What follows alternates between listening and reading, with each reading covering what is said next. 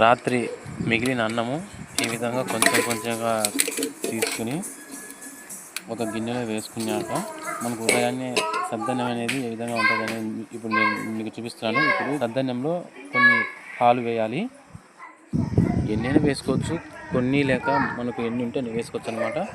అలాగే ఈ పాలల్లోకి సేమియా అనేది వేస్తే పాలు దానికల్లా కొంచెం గడ్డ కట్టది.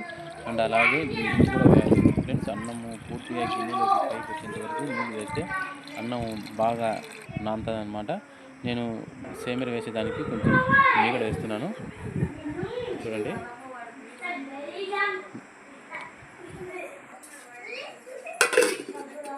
మూత పెట్టేసినాను. ఇప్పుడైతే ఉదయం అయింది ఫ్రెండ్స్. ఉదయాన్నే గుడ్ మార్నింగ్ అందరికీ. చూడండి, ఓపెన్ చేసినాను. ఓపెన్ చేస్తానే అన్నము అయితే గట్టిగా అయిపోయింది. పాలు వేసినాం కదా రాత్రికి, ఆ పాలు అనేది గడ్డ కట్టాయి.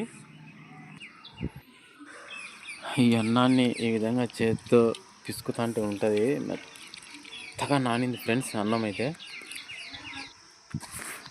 ఇప్పుడు ఈ అన్నాన్ని రుచి ఎలా ఉంటుంది అనేది చూపిస్తాను. అందులో ఈ సద్దన్నంలోకి ఎర్రగడ్డలు పచ్చిమిరపకాయలు నంచుకొని తింటే ఉంటుంది నా సామిరంగా. మహా అద్భుతము, అమృతం కన్నా గొప్పది.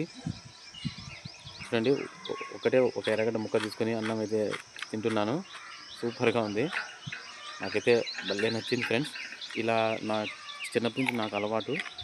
పచ్చిమిరపకాయ ఎర్రగడ్డతో ఈ సద్దన్నం తింటే మటుకు ఆ మజానే వేరుగా ఉంటుంది. ఇలాంటి సద్దన్నం మీలో ఎంతమంది తింటున్నారో చెప్పండి ఫ్రెండ్స్. ఈ ఎండాకాలం మంచిగా ఉంటుంది.